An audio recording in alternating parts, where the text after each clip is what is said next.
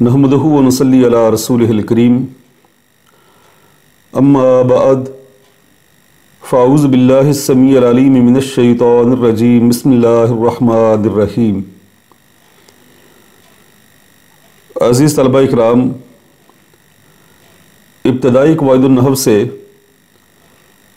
आज हम पढ़ेंगे सबक नंबर 9 और आज का सबक का उन्वान है अस्माए मुरबा की अक़साम और उनका इराब।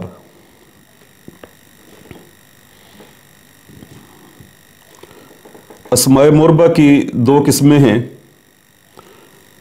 नंबर 1 अस्माए मुरबा बिल हरकात,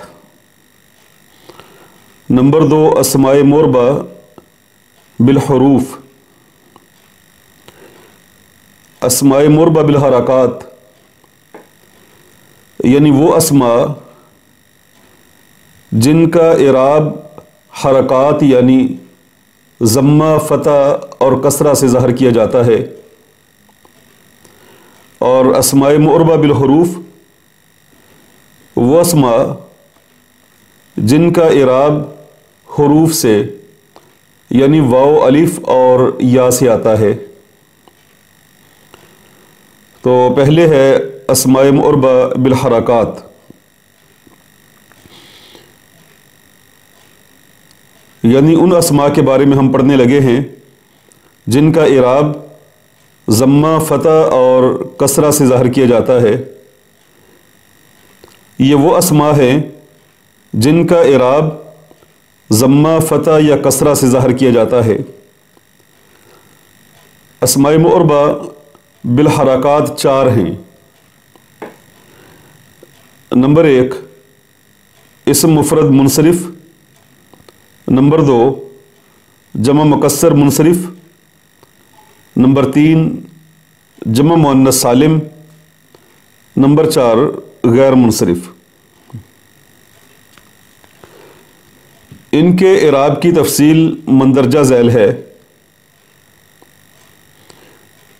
नंबर 1 इस्म मुफ़रद मुनसरिफ और जमा मुकस्सर मुनसरिफ, यानी ये दो अस्मा, इनके इराब के बारे में पहले बात करने लगे हैं। तो पहले ये समझ लें कि इस्म मुफ़रद मुनसरिफ कौन सा होता है। मुफ़रद जो अकेला इस्म है यानी तस्निया या जमा नहीं है, और मुनसरिफ वो इस्म है जिसमें असबाब बना सरफ में से कोई से दो सबब या कोई एक ऐसा सबब जो दो के कायम मुकाम हो नहीं पाया जाता है। और मुनसरिफ ऐसा इस्म होता है जिस पर कसरा और तनवीन भी आ जाती है। तो ये अलग से सरफ के अंदर बाब कायम किया गया है जिसमें असबाब मना सरफ के बारे में तफसील से बयान किया गया है। इंशाअल्लाह आगे वो सबक आएगा तो इसकी तफसील वहाँ पढ़ेंगे। तो इस्म मुफ़रद मुनसरिफ, इसकी रफ़ी हालत ज़म्मा से, नस्बी हालत फ़तह से और जर्री हालत कसरा से आती है। रफ़ी हालत किसे कहते हैं? यानी जब कोई इस्म ऐसे मुकाम पर वाक़ हो कि जो रफ़ा वाला मुकाम है। जैसे पहले भी बयान हो चुका कि मरफ़ूआत 8 हैं, तो उन 8 मुकामात में से किसी एक मुकाम पर अगर कोई इस्म आ जाए तो हम कहेंगे कि ये इस्म रफ़ा वाले मुकाम पर वाक़ हुआ है, इसलिए उसका इराब रफ़ी हालत में ज़ाहिर करेंगे। और इसी तरह नस्बी हालत कहते हैं, जैसे मंसूबात 12 हैं, उन 12 मुकामात में से किसी मुकाम पर कोई इस्म आ जाए तो हम कहेंगे कि ये नस्बी हालत में है। और मजरूरात ये 2 हैं। अगर कोई इस्म इन 2 मुकामात में से किसी एक मुकाम पर आ जाए تو ہم کہیں گے کہ یہ جری حالت میں ہے۔ تو اسم مفرد منصرف، اس کا رفع حالت میں اعراب ہوتا ہے، رفع حالت میں ضمہ، جیسے لکھا ہے ھذا قلم، ھذا قلم۔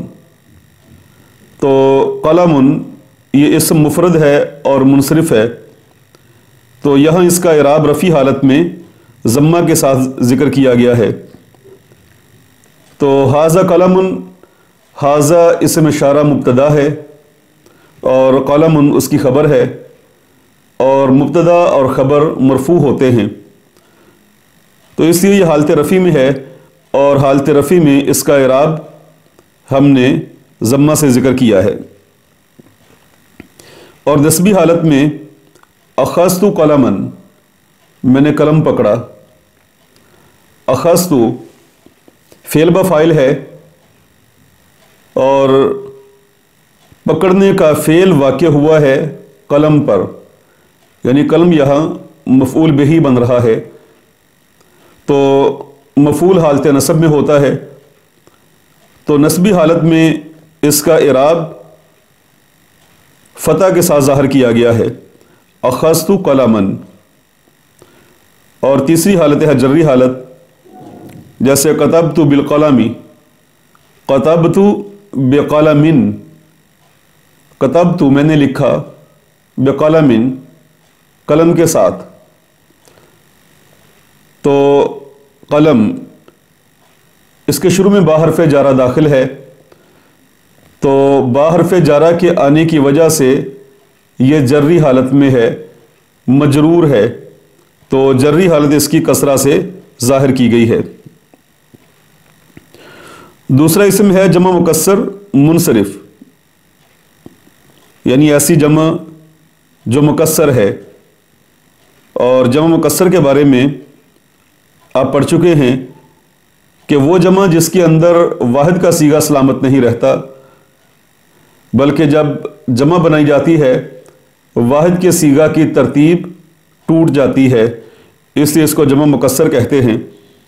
جمع مکسر منصرف، اور منصرف کے بارے میں ابھی بتا دیا، تو اس کا اعراب بھی وہی ہے جو اسم مفرد منصرف کا ہے، یعنی حالت رفع کے اندر ضمہ ہے، جیسے ھذہ اقلام، اقلام یہ قلم کی جمع ہے، اور قلم کی جمع بناتے وقت اس کی ترتیب بیچ میں الف کے آنے کی وجہ سے ٹوٹ گئی ہے، تو اس یہ جمع مکسر ہے، تو حالت رفع ہے یہ، ھذہ اقلام، ھذہ یہ اسم اشارہ مبتدا ہے اور اقلام اس کی خبر ہے، اور مبتدا اور خبر مرفوع ہوتے ہیں۔ اشتریت اقلاما، میں نے قلم خریدے، اشتریت فعل بفاعل ہے، اور اقلاما یہ اس کا مفعول بن رہا ہے، اور مفعول ہونے کے اعتبار سے یہ نسبی حالت میں ہے، اس لیے اس کا اعراب فتح کے ساتھ نصب کے ساتھ ذکر کیا گیا ہے۔ اور کتبت باقلام، میں نے قلموں کے ساتھ لکھا، تو با حرف جارہ کی وجہ سے اقلام جری حالت میں ہے، تو جری حالت میں اس کا اعراب کسرہ کے ساتھ ذکر کیا گیا ہے۔ تو یہ دو اسم مفرد منصرف اور جمع مکسر منصرف، ان کا اعراب حالت رفع میں آتا ہے ضمہ کے ساتھ، حالت نصبی میں آتا ہے فتح کے ساتھ، اور حالت جری میں آتا ہے کسرہ کے ساتھ۔ یہاں ایک تیسرا اسم بھی ہے جو دیگر نحو کی کتابوں کے اندر مذکور ہے لیکن یہاں ذکر نہیں کیا گیا، اس کا اعراب بھی یہی ہے، اور وہ ہے اسم جاری مجرا صحیح۔ تو اسم جاری مجرا صحیح وہ اسم ہوتا ہے جس کے آخر میں واو ہو یا یا ہو، اور اس واو یا یا کا ماقبل साकिन होता है, जैसे दलवन दलवन, तो वाव का माकबल लाम साकिन है। ज़बियुन, इसके आखिर में या है और या का माकबल बा साकिन है।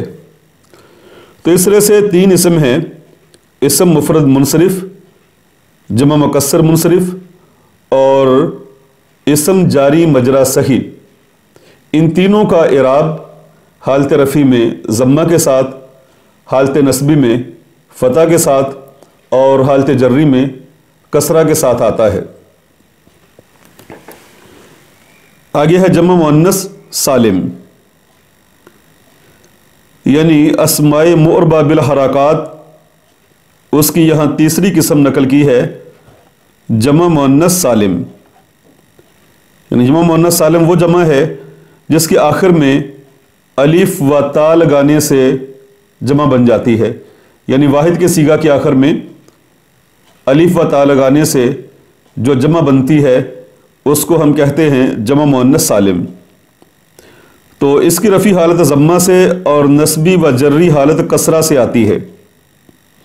नस्बी हालत में इस पर फ़तह नहीं बल्कि कसरा ही आता है। यानी हालत रफ़ी में तो इस पर ज़म्मा है और हालत नस्बी में फ़तह की बजाय इसके ऊपर कसरा ही होगा और हालत जर्री में भी कसरा ही है। यानी यहाँ इसकी नस्बी हालत भी इसकी हालत जर्री के ताबे है। तो नस्बी हालत में फ़तह नहीं बल्कि कसरा ही आएगा। जैसे मिसाल दर्ज की है, हुन्ना मुमिनातुन, वो सब औरतें मोमिना औरतें हैं। तो हुन्ना ज़मीर मुब्तदा है और मुमिनातुन जिसके आखिर में अलिफ व ता के साथ जमा है, ये ख़बर है और मुब्तदा और ख़बर दोनों का इराब मरफू होता है। आगे नस्बी हालत है रअयतु मुमिनातिन।